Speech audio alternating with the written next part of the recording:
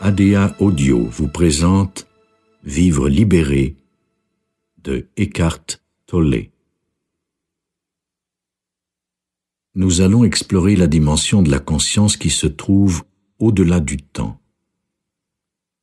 Cela peut paraître paradoxal, mais nous allons prendre le temps d'entrer plus à fond dans l'instant présent et de vivre la dimension de la conscience qui s'ouvre lorsque notre attention est tout à fait présente à cet instant.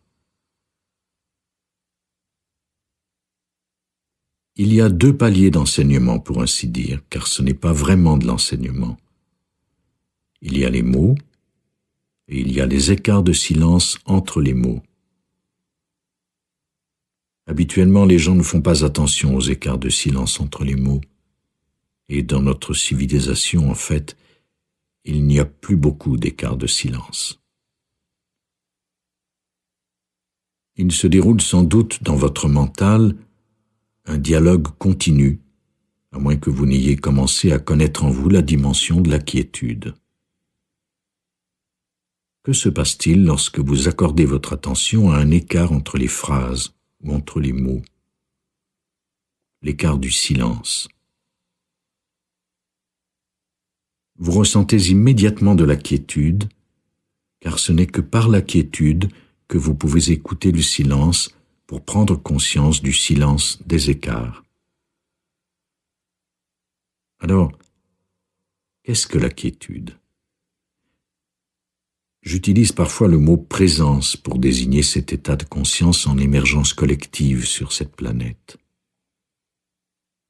Et ce nouvel état de conscience en émergence, c'est celui que bien des maîtres ont évoqué dans le passé, mais qui a toujours été mal interprété. La pureté originelle de tous ces enseignements a été mal interprétée et mal comprise par le mental humain. Qu'est-ce donc que la quiétude? C'est un état de conscience libéré de la pensée, mais qui vous laisse complètement alerte, totalement éveillé, tout à fait présent. Cela ne veut pas dire que vous ne penserez plus jamais. La pensée reviendra, mais vous serez enraciné à jamais dans cet état. Cet état de conscience est en émergence au-delà du plan personnel. Sur le plan personnel, vous vous dites peut-être que je suis en train de vous exposer des choses utiles, comment vivre libéré des problèmes, libéré de la souffrance, libéré des conflits. Mais cela dépasse largement le plan personnel. Et l'essentiel de ce dont je parle, ce que je désigne, vous ne pouvez vraiment le comprendre au moyen du mental, car l'essentiel se trouve précisément au-delà de ce dernier. Par mental, j'entends l'activité de la pensée, le bruit mental. La plupart des humains sont pris au piège de ce bruit mental continu et s'y identifient. Ils croient être ce bruit. Il se déroule dans leur tête un monologue et un dialogue continuel. Graduellement, on s'identifie au bruit mental et une image apparaît. C'est moi. Et on est complètement happé par ce courant continu de pensée incessante, et c'est votre sentiment du moi qui s'identifie à cela. Ainsi, cela devient mes problèmes, ma souffrance, et moi, que va-t-il m'arriver? C'est l'image mentale d'un sentiment de soi qui n'est jamais vraiment à l'aise et tente toujours d'arriver quelque part sans jamais tout à fait y parvenir. Bien des fois, il croit y être pour s'apercevoir ensuite qu'il n'y est pas. Il essaie d'arriver à un certain état, à un soulagement, à un état de bonheur ou de béatitude, d'accomplissement, de perfection. Le voleur de banque essaie d'y arriver à sa façon, Il vole de l'argent parce qu'il croit que c'est ce qui lui permettra de ressentir une plus grande vitalité, un sentiment de soi, d'identité plus profondément enraciné. Et, bien sûr, c'est une illusion. Mais même l'adepte de la vie spirituelle qui pratique certaines techniques depuis des années essaie d'arriver à l'état de perfection au futur. Le sentiment mental de soi est toujours dirigé vers l'avenir car il croit qu'il y a là un salut personnel. À un moment donné, dans l'avenir, je vais réussir. Que cette réussite soit financière ou spirituelle, c'est fondamentalement la même structure mentale qui est à l'œuvre. Alors, on est condamné à un état de malaise presque continuel. J'ai besoin d'arriver quelque part. Cet instant n'est jamais tout à fait comme il faut, ou très rarement. Le soulagement ne vient que lorsqu'un désir est comblé. Et alors, immédiatement, un autre désir apparaît. Il est intéressant d'observer ce malaise concernant ce qui est, dans l'instant présent. Il fait partie de la vieille conscience. Il est intégré à la structure même du mental humain. Alors, malgré tous les efforts, on ne peut s'en débarrasser sur le plan du mental. Puis, graduellement, tout ce bruit mental devient une fin en soi. Il est tout simplement là pour se renforcer. On tourne en rond. En écoutant cet enregistrement, en étant attentif, nous permettons à une dimension plus profonde de la conscience d'émerger, car elle veut émerger. On ne peut la provoquer, mais on peut la laisser arriver. La plénitude même de votre existence d'être humain sur cette planète, c'est l'épanouissement de la conscience. C'est le fait de sortir de l'être conditionné, du mental conditionné. Tout le bruit mental est conditionné par le passé. Il s'agit de sortir du sentiment conditionné de soi, mon histoire, ma vie, moi. Le fait d'associer votre sentiment d'identité à votre récit, à votre histoire, tout cela, c'est le mental conditionné. Et il est possible d'en sortir. Et qu'y a-t-il au-delà du petit moi conditionné, de ce petit sentiment de soi dérivé du passé et qui a besoin du futur pour s'accomplir, et qui en même temps se sent menacé par l'avenir, car l'avenir va le tuer. Cette course continuelle vers l'avenir, cette fuite dans l'instant présent à la recherche de l'accomplissement est donc une lame à deux tranchants. Dans un certain avenir, je vais y arriver, mais en même temps, je sens que l'avenir va également me tuer. Alors les humains vivent entre ces deux mouvements de peur et de désir. Pour la plupart des gens, toutes les motivations, tous les gestes proviennent soit de la peur, soit du désir. Ces deux états sont tournés vers l'avenir. Et cette tendance est intégrée à la structure même du mental humain. Il est intéressant de l'observer en soi. D'observer qu'il y a seulement 10 secondes, on pensait au dîner de ce soir ou aux problèmes qu'il faudra affronter demain. Observer cela, c'est déjà le début de l'émergence d'une autre conscience. Observer l'activité du mental, c'est sortir du mental. On ne le juge pas, on l'observe tout simplement. La quiétude émerge en soi. C'est la dimension de la conscience qui est plus profonde que le mental, plus vaste, potentiellement infinie. Et, en y accédant, on s'étonne que des humains aient vécu pendant des milliers d'années enfermés dans un sentiment de soi aussi limité. qu'ils se soient considérés comme de petites personnes avec une petite histoire et un petit avenir. Et le fait d'être pris au piège de ce sentiment de soi est une illusion, une prison. Il suffit donc d'observer ce qui se passe en vous dans l'instant présent. Suis-je à l'aise ou y a-t-il une partie de moi qui veut être ailleurs? Est-ce que je veux me trouver dans l'avenir ou est-ce que j'essaie de fuir cet instant? Voilà l'essence du vieil état de conscience. Et lorsque vous l'observez, c'est le commencement d'une conscience nouvelle. C'est quelque chose qui s'appelle la conscience du témoin. Vous observez ce que fait le mental pour ne pas vous prendre complètement à son piège. Et ce n'est que le commencement. Par la suite, cela émerge avec plus de profondeur et de plénitude dans l'état de quiétude que vous ressentez peut-être même en de brefs moments et peut-être justement en cet instant où le mental n'est plus en mouvement. Vous êtes alerte, complètement présent, complètement ouvert à la vitalité du moment. La plupart des humains en sont parfaitement inconscients. En fait, un potentiel infini de vitalité se cache dans ce qui paraît si insignifiant au mental dans cet instant. On peut comparer celui-ci à l'atome. La chose la plus infime, lorsqu'elle s'ouvre, recèle une vaste énergie. Alors, l'énergie vitale même qui soutient tout l'univers, vous pouvez y accéder par la petite porte qui s'ouvre lorsque votre attention passe à cet instant.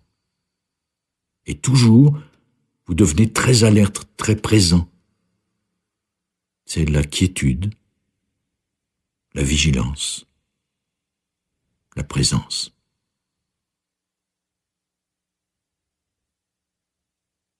Ne vous méprenez pas, la quiétude n'est pas la somnolence. Ce n'est pas non plus le genre de quiétude qu'on obtient après avoir pris quelques verres. On peut alors s'assoupir un peu et oublier ses problèmes. Les gens boivent parfois pour s'évader quelque temps du mental qui les torture en leur exposant leurs problèmes. Alors ils boivent et, pendant un moment, ils oublient leurs problèmes. Mais bien sûr, il y a un prix à payer, un abaissement de la conscience. On s'abaisse alors au règne végétal. Mais nous n'irons pas dans cette direction. Cela conviendrait à un légume. La vie des plantes est d'une incroyable beauté, d'une incroyable vitalité, et à bien des égards elle est plus éclairée que les humains car elle n'habite pas un monde de problèmes. La fleur n'a pas de problème, et même lorsque vient le temps de mourir, ce n'est pas un problème pour elle. Elle meurt, c'est tout.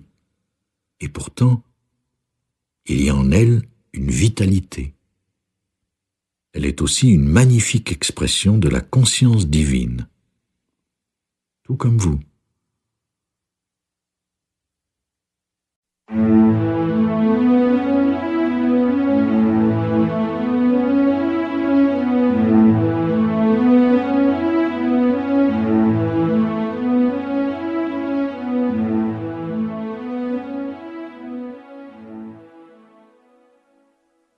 Alors, nous allons dépasser la pensée pour atteindre un plus grand état d'éveil, de vigilance, de présence, en comparaison duquel la pensée est semblable au rêve, car ce dernier vous plonge dans la pensée, dans ce dialogue mental où vous n'êtes conscient de votre environnement que d'une façon périphérique. Car vous pourriez être en train de marcher dans les bois, dans l'environnement le plus magnifique, et être encore en train de penser à vos problèmes. Et mes problèmes, et moi. Vous n'êtes pas présent. Si un événement vous donnait alors un petit choc, vous entreriez soudain, pendant un moment, dans un état de présence et de vigilance. Si vous étiez soudainement confronté à un ours, vous sortiriez de votre état de pensée, de vos problèmes, et vous verriez cet ours. Et cela, ce n'est pas un problème, mais une situation qui exige sans doute une certaine action. Vous vous éloignez ou vous faites du bruit, peu importe. C'est la caractéristique de cet état qui peut arriver accidentellement à certains humains dans certaines situations. Vous conduisez et soudain quelque chose tourne mal. Vous savez qu'un accident est imminent, que cela peut se produire en quelques secondes. Et vous conduisiez depuis 2 heures immergé dans votre monde de problèmes. Le stress, telle ou telle question à régler, soudain, tout cela disparaît.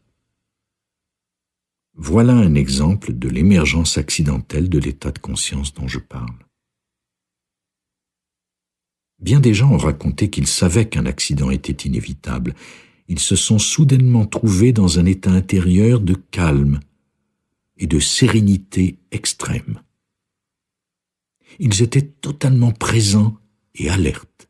Toute peur les avait quittés. Ils ont survécu à l'incident et plus tard ils l'ont raconté. Ils ont dit « Comment cela a-t-il pu se passer ? Car c'était une situation tellement dangereuse. Et je me suis senti si serein, soudainement. »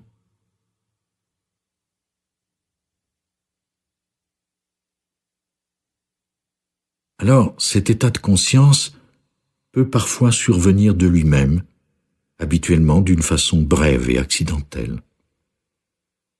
Certaines personnes le recherchent à travers des activités dangereuses. C'est leur seule façon de se sentir libérés du fardeau de leur mental, le fardeau de la personnalité, du moi, le fardeau de ce moi problématique qu'ils prennent pour leur réalité. Car lorsqu'ils grimpent à flanc de montagne, ils ne peuvent plus penser. Ils doivent être présents, totalement alertes dans le présent. Mais lorsqu'ils descendent et retournent à leur voiture, ils retournent au monde des problèmes. Ils croient avoir besoin de cette activité pour se trouver dans cet état, mais ce n'est pas le cas. Vous pouvez choisir cet état dès maintenant. Vous vous apercevez en entrant dans le présent qu'il n'y a jamais de problème dans l'instant présent. Il peut y avoir une situation à régler. Ce n'est jamais un problème. Avec tout ce qui arrive dans le présent, vous pouvez avoir besoin de passer à l'action. Vous devez faire ceci ou cela. Et vous le faites. Cela émerge de cet état de conscience, de cette présence. Chaque personne est engagée dans une situation de vie. Certaines situations de vie sont relativement confortables. D'autres peuvent être problématiques. Ce peut être un manque d'argent, des problèmes de santé, de relations, de travail, des problèmes de tout genre complètement fictifs créés par le mental. Et si telle ou telle chose arrivait, ou si je perdais ceci, ou si je n'obtenais pas cela, ou s'il ou elle me quittait, on affronte alors un autre niveau de problème, complètement fictif, à cause du bruit mental incessant. C'est un renversement radical du mode de vie normal. Chaque fois, vous trouvez vos problèmes insupportables, vous vous sentez dépassé par les événements, et vous vous éveillez le matin en disant « Oh non, pas une autre journée ». Aucun humain n'est destiné à vivre ainsi. S'éveiller le matin et dire « Je ne peux pas affronter une autre journée », cela ne se produit pas dans la nature. Quand le soleil se lève, la fleur s'ouvre parce qu'elle réagit au soleil, et aucune fleur ou aucun animal n'a jamais dit « Je ne peux pas affronter une autre journée ». Peut-être les animaux qui souffrent profondément de ce que les humains leur ont fait, mais aucun animal sauvage. Lorsqu'une plante ou qu'une fleur s'éveille, elle se trouve immédiatement en état de vitalité. Et si vous regardez suffisamment à fond, vous verrez leur incroyable beauté. Vous verrez qu'elles célèbrent la vie, et c'est ainsi que la vie est censée être. Les humains sont censés célébrer la vie aussi d'une façon complètement différente. Ils constituent aussi des expressions de la conscience divine.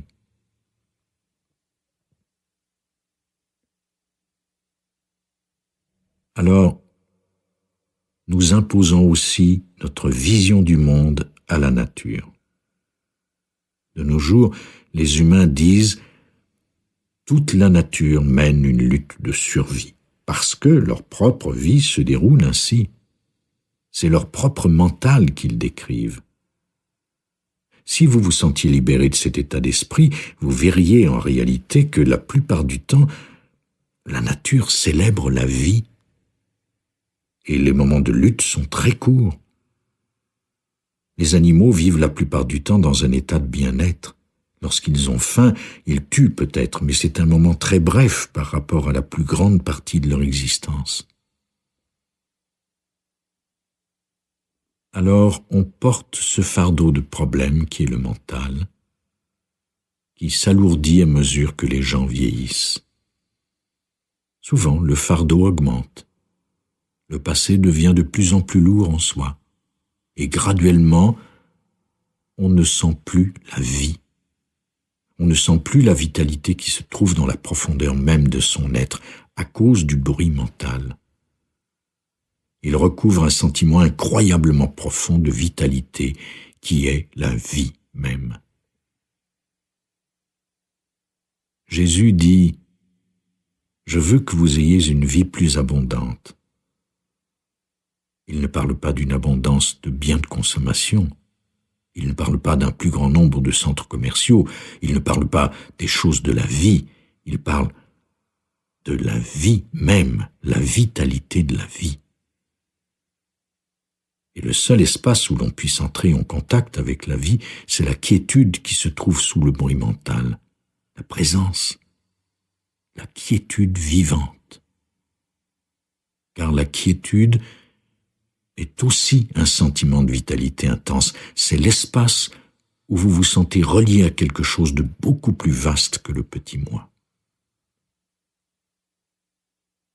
Vous entrez en contact avec cet incroyable sentiment de vitalité, avec l'immensité de la vie, seulement quand vous êtes dans le présent.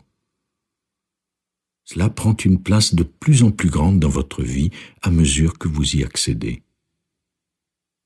Vous vivez dans cet état de lien non seulement en un bref éclair, mais pour des périodes plus longues.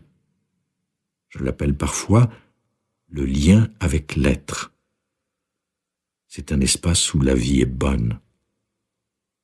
C'est bon d'être en vie.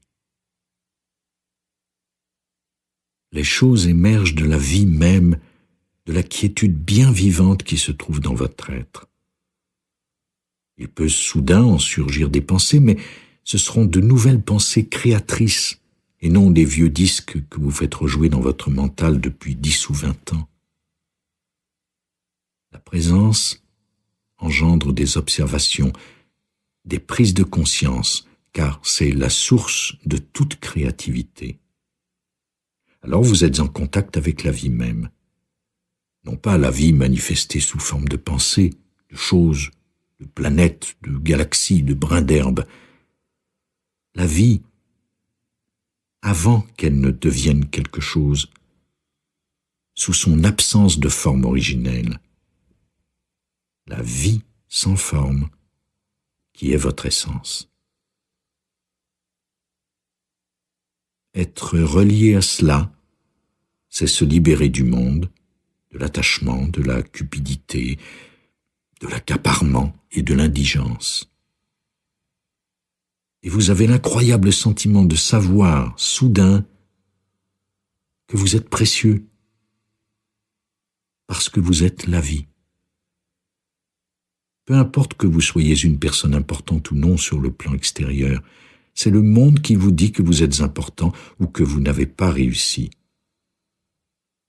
Cela n'a rien à voir avec le fait de trouver en vous cet espace de libération dans lequel vous ne croyez plus ce que le monde vous dit, car après tout, le monde est fou. Et si vous croyez ce qu'il vous dit, vous croyez ce que vous dit un monde fou. Si vous doutez du fait que le monde est fou, prenez un manuel d'histoire et lisez-le. Il n'est peut-être pas à 100% fou, mais disons à 99. Alors, vous permettez à un monde fou de vous dire que vous êtes important et vous le croyez. Et quelques années plus tard, le même monde vous dit que vous n'êtes plus important. Vous avez perdu votre position et quelqu'un d'autre est devenu président du conseil. Et vous, qui preniez cela pour votre identité. Vous devez même retourner votre carte American Express platine. C'est pénible si vous aviez placé là votre sentiment d'identité. Mon Dieu, je ne suis à nouveau personne. Et moi qui croyais être quelqu'un, comment puis-je survivre sans carte platine? Et puis, lorsqu'on dira à quelqu'un d'autre « vous n'êtes pas bon car vous n'avez pas réussi », il le croira aussi. « Oh, j'ai échoué, la vie m'a traité injustement, j'ai raté ma vie, je n'ai jamais eu de chance. » Ou bien « j'ai eu de la chance, mais je n'en ai pas profité. » Ce monde fou vous dit à présent que vous n'êtes pas important ou que vous n'êtes personne. Voyez qui on trouve important dans le monde. Des acteurs, des chanteurs, des politiciens, la plupart malheureux sous une façade de bonheur. Et ce sont les idoles du monde entier. Alors, votre sentiment d'identité ne vous vient plus de cela. Et c'est merveilleusement libérateur. L'opinion du monde n'a plus d'importance, car votre vitalité a tellement de profondeur que personne ne pourrait vous l'enlever. Vous n'avez pas besoin qu'un autre vous confirme l'incroyable valeur de votre vie. Vous n'avez plus besoin qu'on vous dise que vous êtes bien, car vous êtes en contact avec le grand bien de la vie même. Jusque-là, il vous était peut-être fort utile d'entretenir de petites affirmations qui vous disaient que vous êtes bien. Ensuite, lorsque vous êtes en contact avec le grand bien de la vie en vous-même, vous dépassez cela. Alors vous n'avez plus besoin de concepts mentaux de votre identité. Et c'est ce qu'entendait Jésus lorsqu'il disait « J'ai vaincu le monde ». Cela ne voulait pas dire qu'il avait des pouvoirs sur le monde. Alors cette profonde vitalité est en vous, à cet instant, mais vous devez vous ouvrir à elle. Pour y entrer, il existe une méthode fort utile. Elle consiste à sentir la vitalité de chaque cellule de votre corps à cet instant même. Chaque cellule vibre de vie dans tout votre être, et sentir cela, c'est se relier à l'être. Remarquez bien lorsque votre attention passe à votre corps, dans le champ d'énergie intérieure de votre corps. J'appelle cela le corps intérieur, mais vous pouvez aussi l'appeler le corps de joie, car il y a là une joie profonde et vivante. Lorsque votre attention s'y trouve, le bruit cesse soudainement dans votre tête, car l'attention est passée de la tête à l'être. Et alors, vous êtes enraciné dans le présent. Ainsi on dirait presque que tout votre corps prend vie, soudainement. C'est ce qu'entendait Jésus lorsqu'il disait « Tout votre corps sera rempli de lumière ». C'est la lumière de la conscience, une conscience abondante pour percevoir le monde. Vous êtes enraciné dans le présent, c'est l'ouverture, c'est la porte. Vous êtes enraciné dans l'être.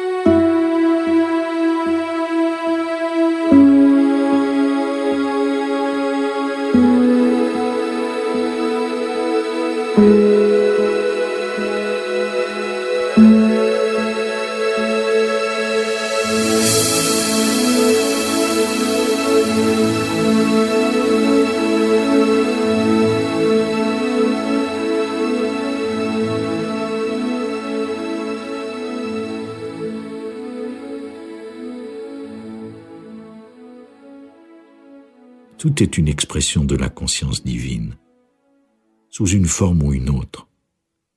Chaque organe ou cellule a une vaste intelligence que le mental humain ne pourra jamais comprendre. Même dans 1000 ans, nous serons encore en train d'explorer le fonctionnement du corps. Et il est si facile de se relier à une intelligence plus grande que le mental. Il vous suffit de sentir la vitalité du corps intérieur pour bientôt arriver à sentir sa joie, la joie de la vie même. Et elle ne dépend pas de votre situation de vie, car les situations vont et viennent. Présentement, elles peuvent être négatives ou positives, elles restent rarement les mêmes. Si à l'heure actuelle elles sont positives, elles deviendront peut-être négatives l'an prochain. Elles fluctuent constamment, mais il y a un espace qui en est libéré. Des gens qui m'ont écrit d'une prison sont en train de pratiquer cela, de vivre cela, et découvrent une joie et une vitalité intense malgré les conditions misérables de leur vie extérieure. Alors, ces circonstances extérieures, c'est ce que j'appelle votre situation de vie. Elle peut être bonne, mauvaise, indifférente, elle change. On perd, on gagne. Les situations de vie sont en fluctuation constante, et même la personne qui a connu la plus grande réussite finit par connaître la vieillesse, la perte de la beauté, de la richesse ou de la mobilité. Sur le plan extérieur, rien n'est permanent. Le Bouddha a découvert cela. Tout est transitoire. Et pourtant, il existe un espace dans lequel vous êtes libéré de ces choses. Ces choses ne peuvent plus influencer la réalité de votre état d'être. Alors, vous vous libérez du monde. Et cela n'a aucune importance. Si vous êtes maintenant sans abri, vous vous dites peut-être « D'accord, je dois d'abord me trouver une maison, puis je vais pratiquer l'introspection et la conscience du présent. » Car il y a une peur qui est un conditionnement du mental et qui dit « Si j'entre profondément dans le présent maintenant, je serai coincé dans ce présent que je n'aime pas et dans lequel je me trouve. » Cette résistance est très subtile. « Je n'aime pas ma situation de vie, dit le mental. Alors, je n'entre pas dans le présent, car je ne veux pas être dans le présent. Je veux aller dans l'avenir. Et lorsque j'arriverai à l'avenir, c'est là que j'irai dans le présent. » Peut-être cette carte American Express platine me permettra-t-elle d'entrer dans le présent. Et bien sûr, le miracle, c'est que vous le faites déjà. Peu importe la condition de votre vie, vous n'avez aucune excuse pour ne pas y arriver. Et la façon la plus rapide de sortir d'une situation indésirable, de sans-abri, de prisonnier, de pauvre, ou même d'une condition physique, la façon la plus rapide consiste à entrer dans le moment présent et de se relier à l'immense vitalité qui n'attend que soi. Votre pratique ne se limite pas à rester assis immobile dans votre chambre. Il ne suffit pas de pratiquer la méditation, c'est une façon d'être qui vous permet de commencer à vous établir dans cet état de lien. Et vous remarquerez soudain une plus grande créativité dans votre vie, davantage d'observations intérieures, de prise de conscience des gestes à poser. Vous vous éveillez et soudain, vous savez. Ah, voici ce que j'ai à faire. Car ces observations proviennent de cet état.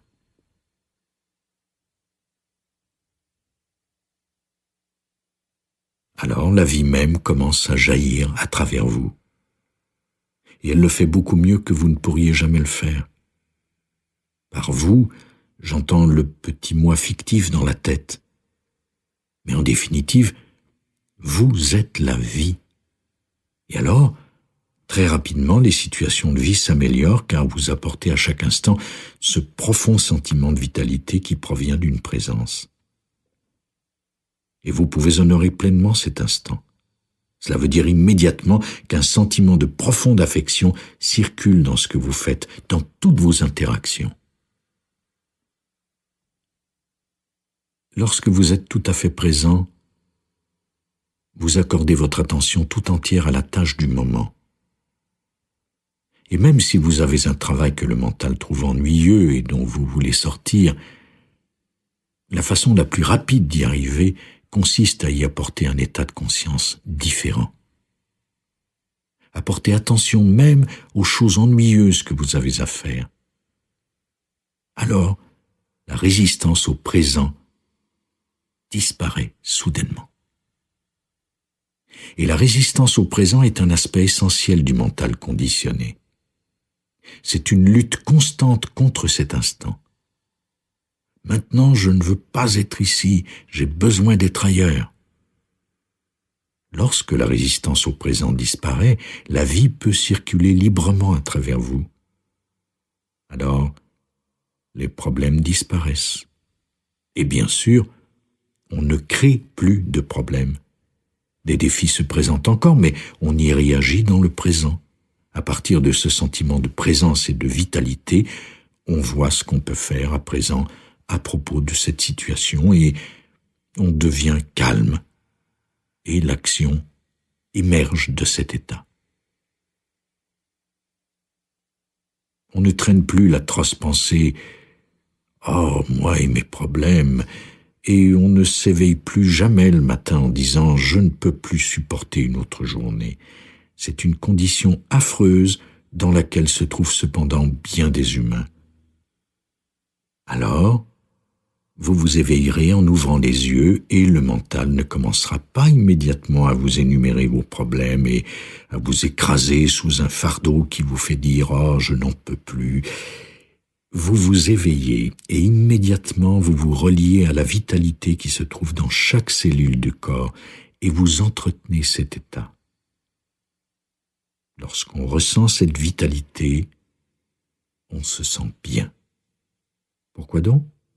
Parce que le mental n'a pas encore commencé à vous rappeler vos problèmes. Car sans ces problèmes, on se sent toujours bien. La vie est toujours magnifique et la vie devient une célébration continuelle. Il n'est pas nécessaire d'attendre l'avenir pour devenir heureux, pour devenir quelqu'un ou pour réussir. Et le miracle, c'est que tout se déroule plus aisément. Vous avez même de plus grandes chances de réussir, comme si cela avait de l'importance, car tout ce que vous faites dans cet état, vous le faites avec soin, et même avec amour. Vous honorez le présent, vous honorez la vie même. Vous ouvrez vos bras à la vie, c'est de l'amour. C'est un profond sentiment d'affection que vous donnez à tout ce qui arrive dans le présent. Comment la vie peut-elle ne pas collaborer si c'est votre état d'être ? Et comment la vie peut-elle collaborer si vous dites continuellement « Non, je ne veux pas être ici, je veux être ailleurs, je veux être quelqu'un d'autre ». Alors on est fermé, on résiste au présent, on nie le présent, on fuit le présent. Tout mais pas ça, dit le mental. Et alors le changement se produit. Si vous honorez la vie peut vous aider. Elle tente de le faire depuis des années. Elle ne peut tout simplement pas passer. Le soleil essaie de briller, vous n'avez ni la taille ni le pouvoir nécessaire pour faire obstacle à la vie. Vous n'êtes pas séparé de la vie. Si vous gardez les stores fermés dans une pièce, le soleil n'entrera tout simplement pas. Si vous gardez les stores fermés, le soleil ne s'en fait pas, mais il aimerait vraiment entrer.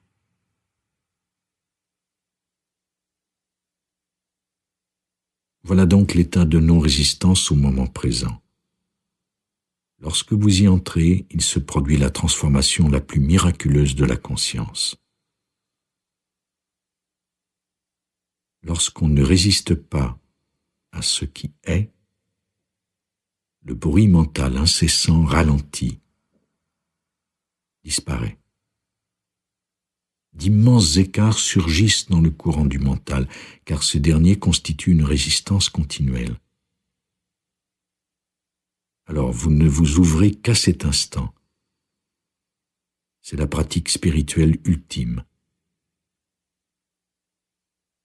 Rien ne pourrait être plus simple, et pourtant, cela semble tellement difficile à cause du conditionnement du mental. Vous vous appuyez alors sur ce sentiment de puissance ou de vitalité. Tel est le sens du mot confiance. Il faut avoir confiance en la vie. Il est difficile de vous obliger à faire confiance lorsque votre condition primordiale est la peur, qui est la condition humaine primordiale provenant de l'état d'identification au mental. La peur et la confiance sont incompatibles. La confiance est tout simplement l'absence de peur. Alors vous ne pouvez vous obliger à faire confiance, même avec des affirmations. Vous pouvez même répéter des affirmations en les écrivant sur la glace de la salle de bain. J'ai confiance en la vie, j'ai confiance que la vie me soutient. Mais vous devez même, en fin de compte, dépasser l'affirmation. Et quand la confiance s'élève naturellement, vous n'avez plus besoin d'affirmation, car quand vous y êtes, la réalité y est. Les affirmations constituent peut-être une étape transitoire lorsque vous n'êtes pas tout à fait arrivé à la réalité. Alors vous vous dites « je suis riche ». Mais lorsque vous avez 50 millions à la banque, vous pouvez retirer l'affirmation de la glace de votre salle de bain, c'est évident. Vous savez que vous êtes riche, vous n'avez plus besoin de le dire. Bill Gates ne place pas cette affirmation sur la glace de sa salle de bain, ce n'est que la richesse extérieure. Cela ne va pas le sauver. Même avec autant, il ne peut acheter la paix. Ce n'est qu'un exemple qui montre que, lorsque la réalité est évidente et présente, vous n'avez plus besoin d'un panneau indicateur, car chaque affirmation est une sorte de panneau indicateur. Il pointe dans la bonne direction. Mais vient un moment où le panneau indicateur n'est plus nécessaire, car vous êtes arrivé à destination. La confiance, c'est lorsque vous sentez que vous êtes entré dans le corps intérieur, puis vous percevez une sensation subtile, et ensuite, vous sentez de plus en plus intensément le pouvoir, la vitalité, la quiétude et l'incroyable énergie qu'il y a derrière cela. Et alors vous savez que, sur le plan le plus fondamental, je suis cela. Je ne suis pas le petit moi dans la tête. Et cela vit et agit à travers vous. Ce pouvoir est là. Et lorsque vous savez que vous êtes cela, vient la confiance. Alors, soudain, la confiance est votre état naturel. Vous ne cherchez plus cet état. Le concept de confiance disparaît car il est tellement naturel que vous n'avez plus de mots pour le désigner.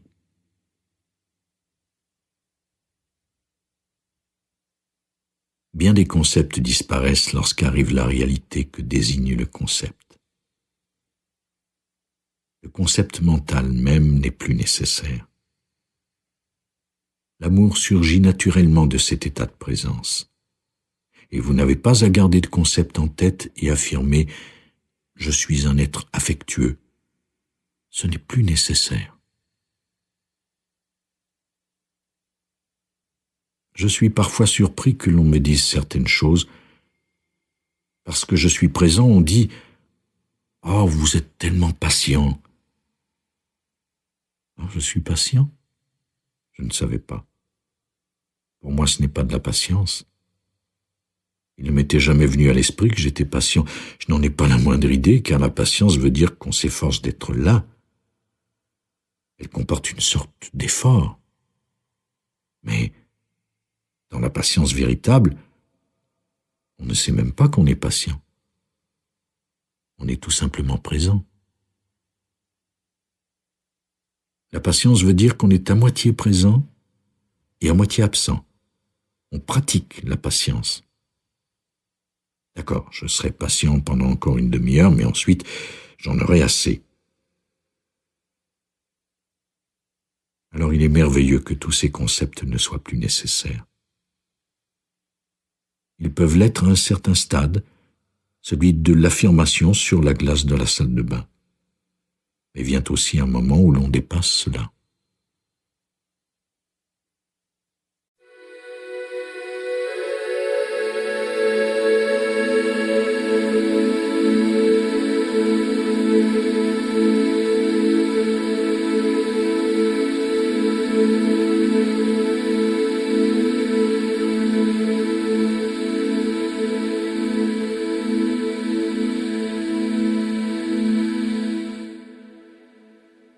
D'une certaine façon, tous les enseignements sont des panneaux indicateurs.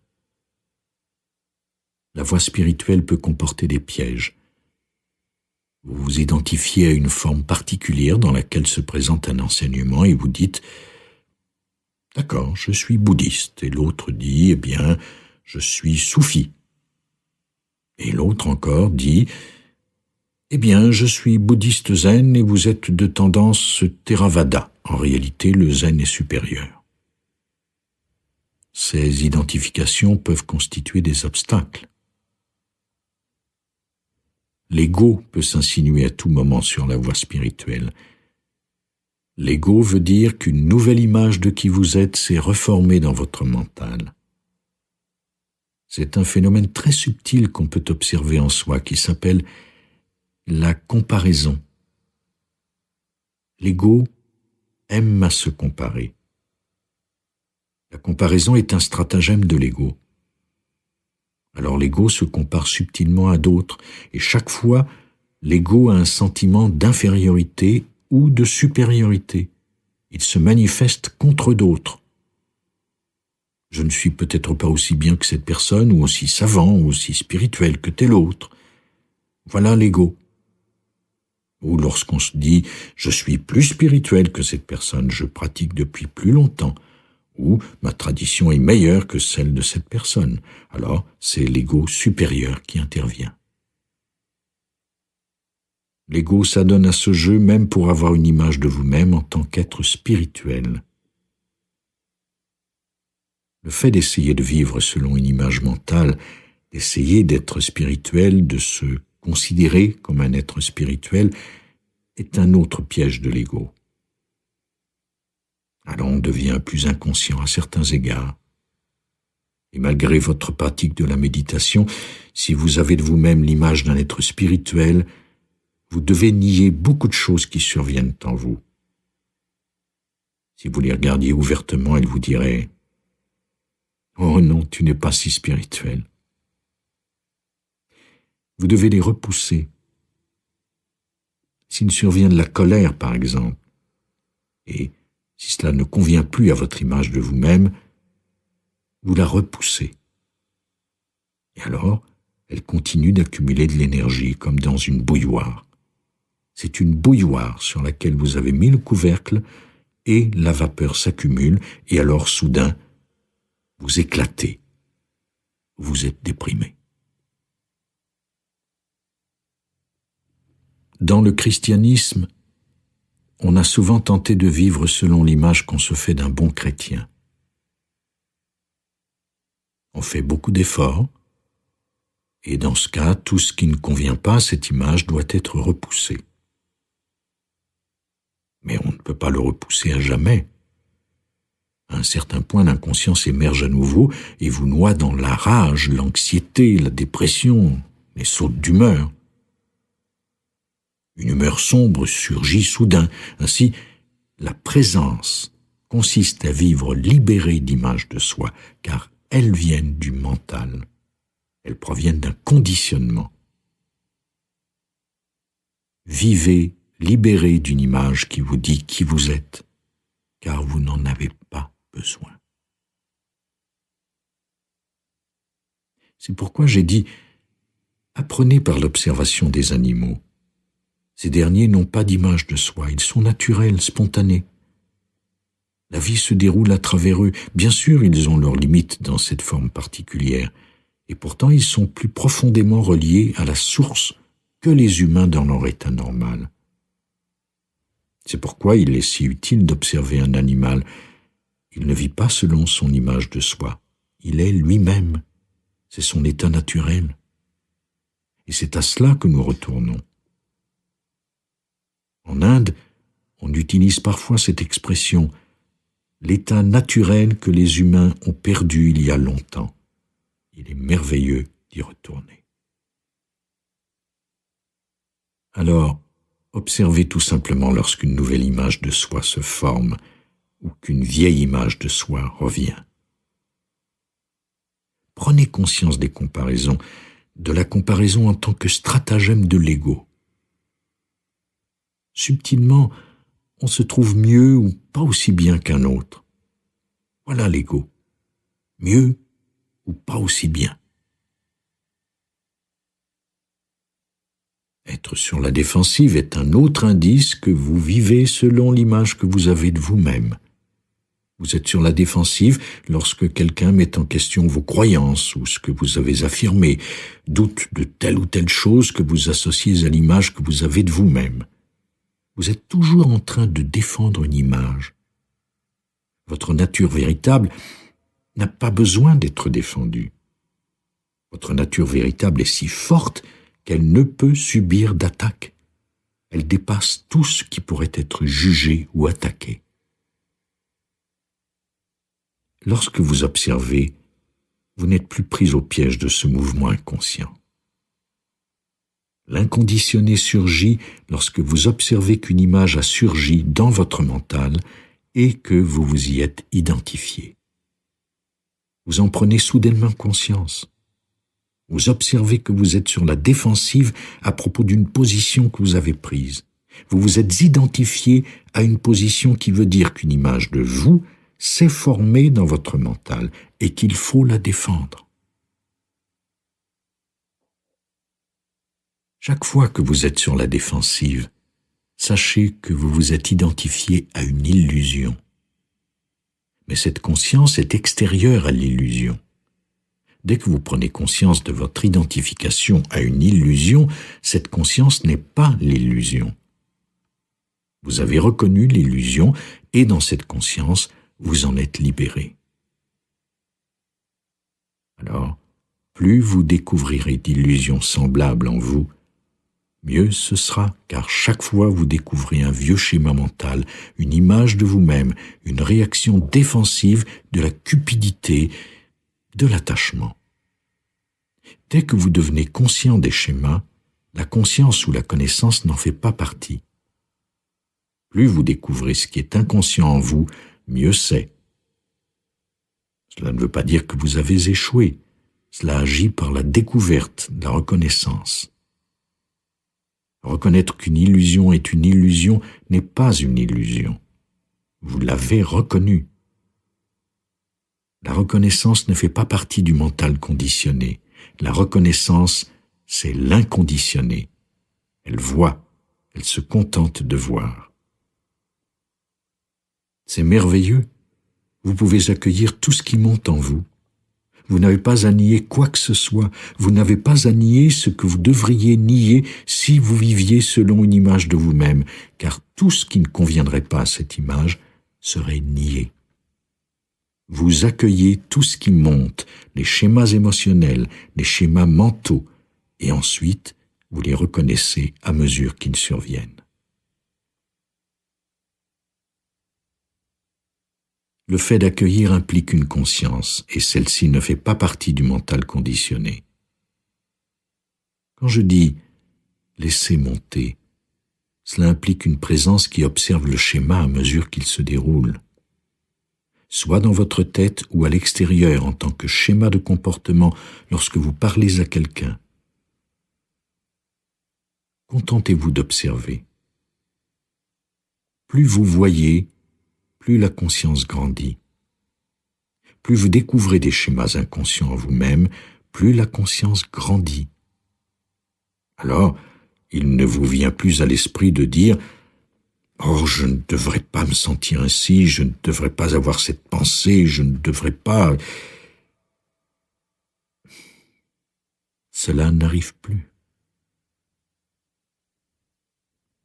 Le fait de laisser monter les états intérieurs constitue une pratique merveilleusement libératrice. Vous savez alors qu'aucun état intérieur n'est vraiment vous. Aucun état conditionné n'est votre nature véritable. C'est pourquoi vous êtes libre de les laisser monter en vous, tous ces états. Autrement, si la colère monte et que vous vous identifiez à elle, vous vous dites « Je ne dois pas être cela, je suis sur la voie spirituelle depuis tellement d'années et j'ai encore toute cette colère, je ne devrais pas. » Alors, vous voudriez la réprimer ou la nier et dire « Non, je ne suis pas en colère, je ne suis jamais en colère, ne m'accusez pas d'être en colère, c'est vous qui êtes en colère. » Ce sont des interactions typiques entre égaux. Moi inconscient, c'est vous qui êtes inconscient. Et observez à quel point la nature de l'attitude défensive est mécanique. Elle se déclenche presque comme une horloge, quasi automatiquement. Quelqu'un pousse le bouton et la réaction survient. Les gens qui vous connaissent au bout d'un certain temps n'ont qu'à pousser le bouton s'ils veulent obtenir une réaction, comme avec un robot.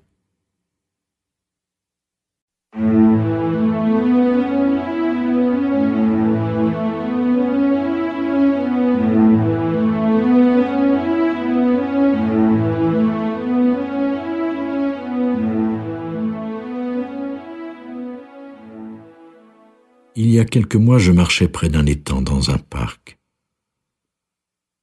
J'observe toujours autour de moi car on apprend tellement de choses en observant les gens. Les animaux, bien sûr, nous livrent un enseignement profond, mais on peut apprendre beaucoup de choses sur la dysfonction en observant les gens. Un homme âgé jetait des miettes de pain au canard et 2 adolescents sont arrivés à bicyclette. Ils portaient un badge d'un groupe d'écologistes bénévoles. Ils se sont adressés à l'homme en disant « Savez-vous qu'il est mauvais de nourrir les canards ? Les miettes de pain remplissent leur estomac et ne sont pas assez nourrissantes. » Il a dit « Ouais, je sais. » Et il a continué à nourrir les canards. Ils ont parlé un peu plus, et alors est survenue l'attitude défensive. Il a vraiment admis qu'il savait que c'était mauvais pour eux, mais que d'une façon cela lui faisait plaisir. C'est peut-être la seule interaction qu'il avait dans la vie, nourrir les canards. Alors le plaisir qu'il en tirait était plus grand que le fait de savoir que c'était vraiment nocif pour eux. Et il a dit « Bon, d'accord, je ne suis pas un idiot, personne ne va me dire quoi faire, je ne suis pas stupide. » La réaction de l'ego est mécanique. Il a commencé à parler avec colère et à se défendre. Cela n'était pas logique, car on ne peut défendre un comportement dont on vient de reconnaître qu'il est mauvais. Mais l'ego s'en fiche. C'était un mécanisme de défense automatique. Et il a parlé pendant plusieurs minutes, il était de plus en plus en colère et de plus en plus sur la défensive. Qu'est-ce qu'il défendait ? Une position, une image mentale, son ego. Et finalement, les jeunes qui étaient peut-être présents, ou du moins semblaient être assez présents ou bien formés, dirent « Merci de nous avoir écoutés, au revoir ». Alors l'homme a continué à marcher et 50 mètres plus loin, je l'ai revu nourrir les canards.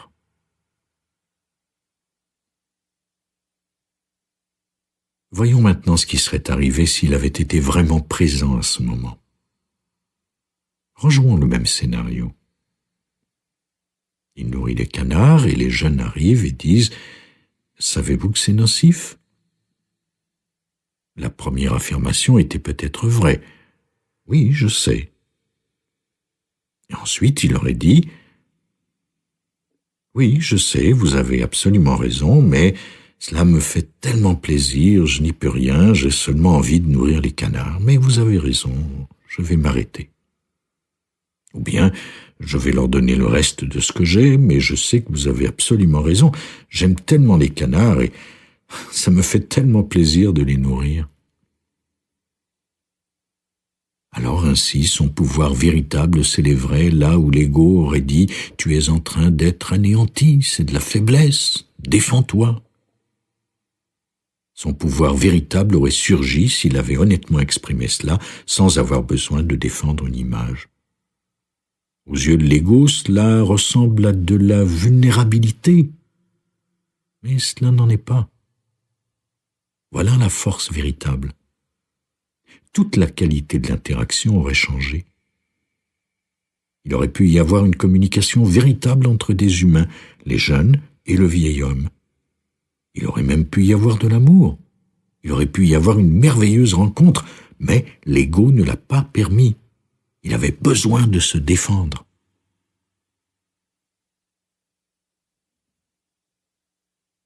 Les gens s'enfoncent de plus en plus dans ce piège. Ce n'est qu'un minuscule exemple. Imaginez quelqu'un qui passe toute sa vie ainsi, et c'est le cas de la plupart des gens. Peut-être vous reconnaissez-vous en partie, parfois plus qu'un peu dans votre vie.